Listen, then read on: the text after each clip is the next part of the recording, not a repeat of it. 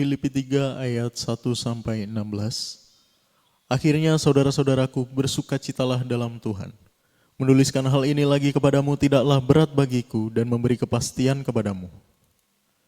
Hati-hatilah terhadap anjing-anjing, hati-hatilah terhadap pekerja-pekerja yang jahat, hati-hatilah terhadap penyunat-penyunat yang palsu. Karena kitalah orang-orang bersunat yang beribadah oleh Roh Allah dan bermegah dalam Kristus Yesus dan tidak menaruh percaya pada hal-hal lahiriah. Sekalipun aku juga ada alasan untuk menaruh percaya pada hal-hal lahiriah. Jika ada orang lain menyangka dapat menaruh percaya pada hal-hal lahiriah, aku lebih lagi. Disunat pada hari ke-8 dari bangsa Israel, dari suku Benyamin, orang Ibrani asli, tentang pendirian terhadap hukum Taurat, aku orang Farisi. Tentang kegiatan aku penganiaya jemaat, tentang kebenaran dalam mentaati hukum Taurat, aku tidak bercacat. Tetapi apa yang dahulu merupakan keuntungan bagiku, sekarang kuanggap rugi karena Kristus. Malahan segala sesuatu kuanggap rugi, karena pengenalan akan Kristus Yesus Tuhanku lebih mulia daripada semuanya itu. Oleh karena dialah aku telah melepaskan semuanya itu dan menganggapnya sampah, supaya aku memperoleh Kristus. Dan berada dalam dia bukan dengan kebenaranku sendiri, karena mentaati hukum Taurat, melainkan dengan kebenaran karena kepercayaan kepada Kristus, yaitu kebenaran yang Allah anugerahkan berdasarkan kepercayaan. Yang kukehendaki ialah mengenal dia, dan kuasa kebangkitannya dan persekutuan dalam penderitaannya, di mana aku menjadi serupa dengan dia dalam kematiannya, supaya akhirnya aku beroleh kebangkitan dari antara orang mati. Bukan seolah-olah aku telah memperoleh hal ini atau telah sempurna, melainkan aku mengejarnya, kalau aku dapat juga menangkapnya, karena aku pun telah ditangkap oleh Kristus Yesus. Saudara-saudara, aku sendiri tidak menganggap bahwa aku telah menangkapnya, tetapi ini yang kulakukan. Aku melupakan apa yang telah di belakangku dan mengarahkan diri kepada apa yang di hadapanku. Dan berlari-lari kepada tujuan untuk memperoleh hadiah, yaitu panggilan surgawi dari Allah dalam Kristus Yesus. Karena itu marilah kita yang sempurna berpikir demikian. Dan jikalau lain pikiranmu tentang salah satu hal, hal itu akan dinyatakan Allah juga kepadamu. Tetapi baiklah tingkat pengertian yang telah kita capai, kita lanjutkan menurut jalan yang telah kita tempuh.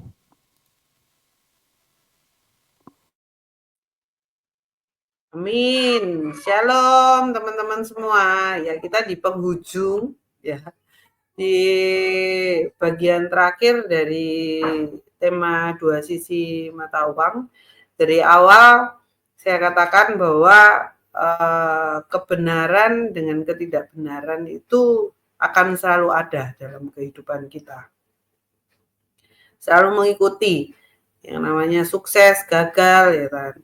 Terus banyak hal. Kalau kita mau belajar di pengkhotbah, ya kan. Jadi ada waktu ini, ada waktu itu yang dikatakan bahwa itu yang kayak lawannya, versusnya, dua sisi yang saya katakan. Nah, untuk yang Paulus ini kita belajar banyak dari sesi pertama sampai sesi ke-8 ini, ke-8 ya benar. Bahwa dalam proses kita berjalan bersama Tuhan, kita lihat bahwa sisi gelap dan sisi terang kita itu saling tarik-menarik, teman-teman. Ketika kita berjalan dalam kebenaran yang sejati itu, maka yang namanya terang itu akan terang benderang sekali dalam kehidupan kita. Nah, di dalam terang benderangnya kehidupan kita akan terlihatlah sisi gelap kehidupan kita. Pentingnya sisi gelap kita itu diterangi, bahwa kita itu akan terus hati-hati, bahwa setiap kita itu tidak ada yang namanya kebal terhadap dosa. Kita diciptakan baik memang sama Tuhan, tapi kan karena ada jatuhnya dalam dosa Adam dan Hawa, jadi ya kita akan seperti yang Daud ngomong, dalam dosa aku dikandung ibuku. Ya, itu ada di dalam diri kita semua. Tetapi dalam perjalanannya ketika kita mengalami proses kehidupan sama seperti Paulus, ketika dalam gelap dia menuju terang, dia menuju kesempurnaan. Yang dikatakan kita buka ya di ayat ke mana?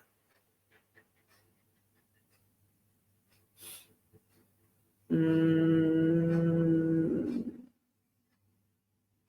12 deh kita buka.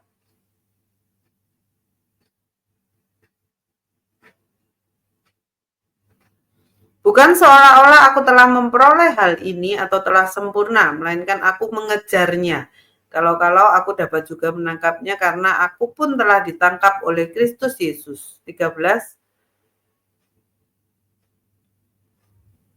Saudara-saudara, aku sendiri tidak menganggap bahwa aku telah menangkapnya, tetapi ini yang kulakukan, aku melupakan apa yang telah di belakangku dan mengarahkan diri kepada apa yang di hadapanku.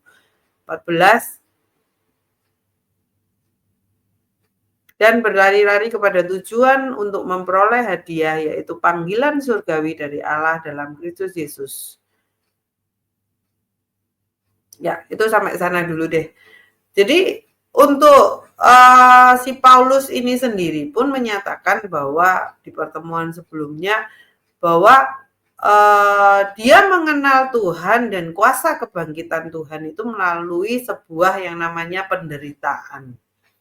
Melalui sebuah penderitaanlah dia itu menjadi serupa dengan Tuhan. Bahasanya dia itu seperti itu. Jadi setiap kita itu, kalau bahasa kerennya apa? Duri dalam daging ya teman-teman.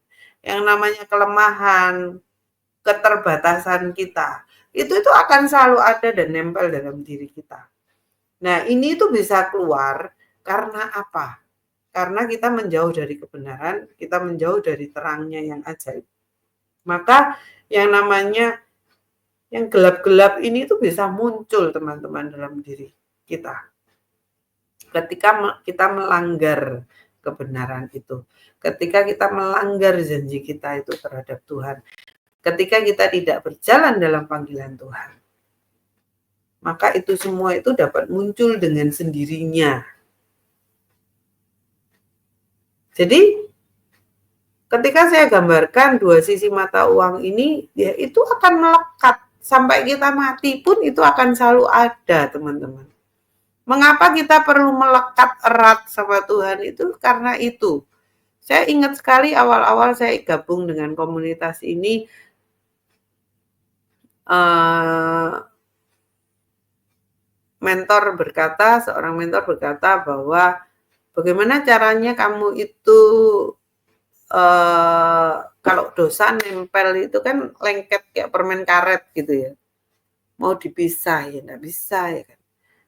Kamu butuh apa? Butuh minyak, ya kan? Kamu butuh minyak, butuh apa? Kalau nempel di rambut permen karet, butuh minyak untuk ngudar itu, untuk biar permen karetnya itu lepas. Minyak ini apa sih?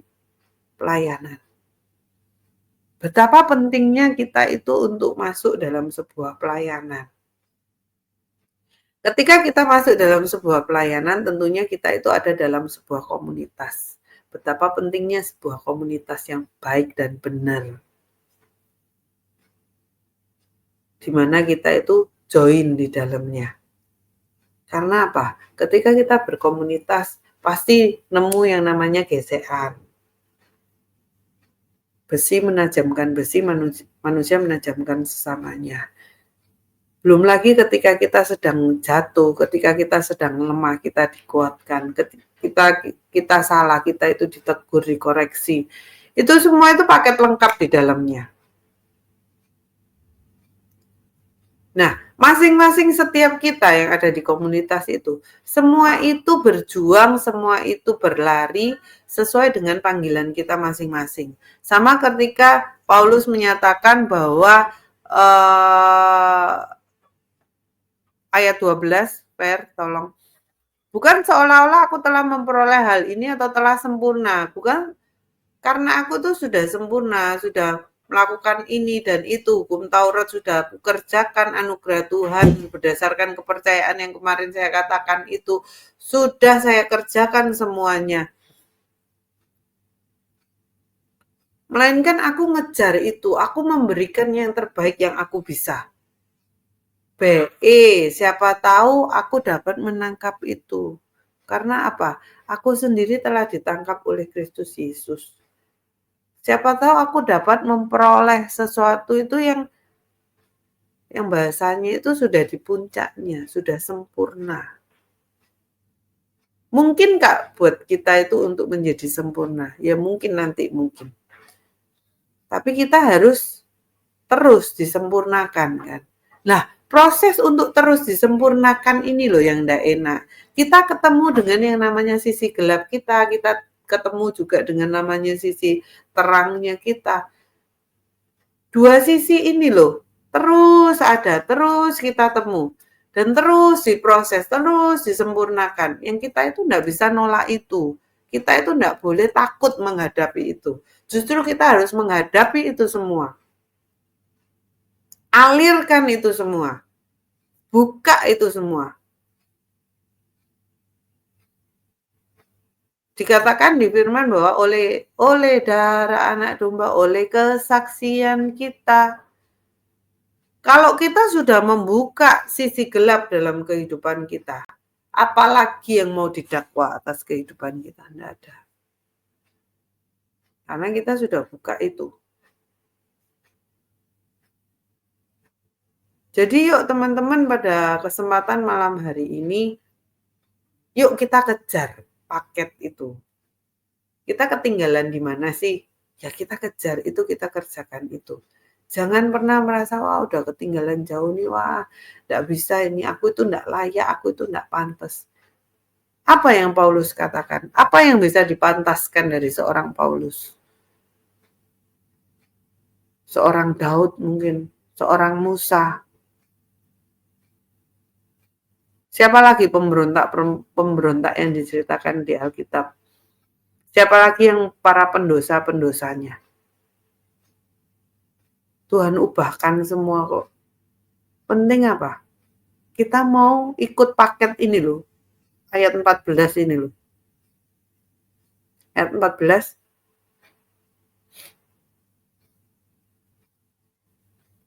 Dan berlari-lari kepada tujuan untuk memperoleh hadiah, yaitu panggilan surgawi dari Allah dalam Kristus Yesus. Jadi hadiahnya apa? Kita jangan berpikir sebuah hadiah, wah aku tiba-tiba kaya. Wah kita mengukurnya dengan segala sesuatu yang terukur. Yang Tuhan kasih. Tapi di sini dikatakan bahwa panggilan surgawi dari Allah dalam Kristus Yesus. Panggilan surgawi apa sih? Nah, kalau kita baca Alkitab itu tercatatnya kan banyak nubuatan untuk kita. Mengembang ke kanan dan ke kiri, menjadi kepala dan bukan menjadi ekor. Terus apa lagi? Apa yang diperbuatnya berhasil. Dimanapun tanah yang diinjaknya akan menjadi miliknya. Banyak sekali janji Tuhan yang luar biasa. Nah itu untuk siapa? Oh untuk si A, si B, si C. Nah emangnya Alkitabnya ada namanya gitu. Nah itu kan bagian kita semua.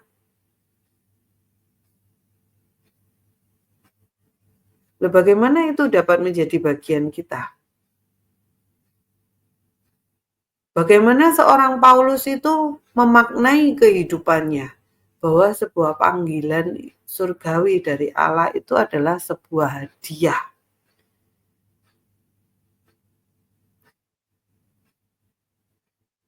Kalau buat kita panggilan Tuhan itu adalah sebuah penderitaan. Wah, pemanai Tuhan, ini belum selesai sudah ditumpuk lagi yang lain, ya kan? Sedangkan si Paulus ini bisa memaknai selagi dia bisa bekerja. Hidup adalah Kristus, mati adalah keuntungan. Selagi dia masih hidup, dia bisa bekerja, bisa berkarya buat Tuhan. Wah, itu sebuah hadiah, sebuah anugerah. Tapi kita memposisikan pelayanan itu adalah beban. Melayani Tuhan, melakukan segala sesuatu itu makan waktu Tuhan. Nggak ada waktu aku. Wah, aku lebih sibuk di kerjaan. Kerjaan itu kelihatan hasilnya. Kalau pelayanan kelihatan dari mana? Takaran-takaran itu loh yang kita pakai. Nah, pada kesempatan malam hari ini kita kembali kita melihat menurut kacamata dari Paulus.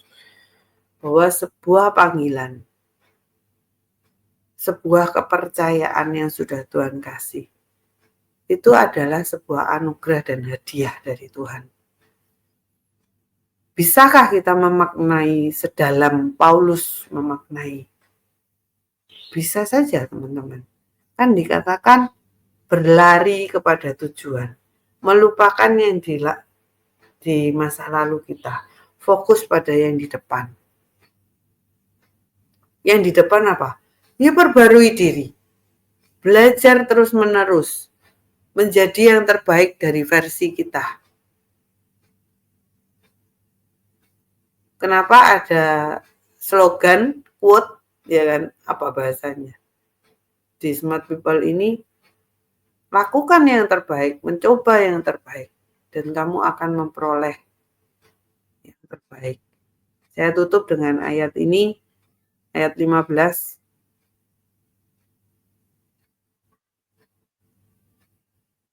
Ayat 15, karena itu marilah kita yang sempurna berpikir demikian. Dan jikalau lain pikiranmu tentang salah satu hal itu akan dinyatakan Allah juga kepadamu. 16. Tetapi baiklah tingkat pengertian yang telah kita capai, kita lanjutkan menurut jalan yang telah kita tempuh. Kita semua itu punya jalan sendiri-sendiri, teman-teman. Kita pun punya tingkat pengertian sendiri-sendiri. Seseorang yang bisa berbicara di mimbar, bisa membagikan firman, bukan berarti dia itu sudah sempurna. Bukan berarti itu, wah dia itu sudah pantas. Enggak, teman-teman. Tetapi pribadi yang berani untuk membicarakan sesuatu, berbicara, bersaksi, apapun itu, dia ini pun sedang dalam proses belajar. Saya mau melihat pendeta sebesar apapun dia, sehebat apapun dia mengajar. Setiap kita itu sedang diproses belajar. Itu kenapa saya pun tidak anti dengan yang namanya pendeta jatuh. Tidak anti dengan yang namanya gembala itu sudah dipakai luar biasa, ternyata melakukan hil dan hal. Tidak pahit ketika dianjing-anjingkan oleh orang. Tidak pahit ketika dikeset-kesetkan oleh orang. Duh, teman-teman, ada seorang hamba Tuhan mengatakan perkataan kalimat yang menurut kita itu tidak pantas seorang gembala, seorang pendeta itu menyatakan seperti itu. Perkataan seperti apa sih itu? Kamu mau jadi kesetku pun tidak pantas. Bisa teman-teman membayangkan hal itu? Kalau ada seorang pendeta yang menyatakan itu kepada saudara. Kita pun akan ngomong ya, secara manusia nih, wah gak pantas jadi pendeta. Kalau omongan itu kayak gitu. Karena apa? Pemikiran kita itu sempit. Melihat seorang pendeta, melihat seorang hamba Tuhan, melihat seseorang yang sudah dipercaya untuk berbicara di mimbar. Wah, hidupnya itu berarti kudus. Kita itu pakai kacamata kuda kan. Tidak bisa ngelirik hadapnya depan. Oh, dia itu kudus, dia mengerti firman, kehidupannya baik-baik saja, tidak mungkin jatuh dalam dosa. Wih, kehidupannya pokok sempurna. Itu menurut pikiran dan takaran kita. Cara kita berpikir yang Paulus ngomong. Bukan berdasarkan pemikiranku sendiri, Tapi bagaimana kita menyelaraskan pikiran kita itu seperti pikiran Kristus, teman-teman. Setiap orang yang masih hidup, masih ada nafas hidupnya, itu masih bisa jatuh dalam dosa. Karena apa? Karena dua sisi mata uang itu.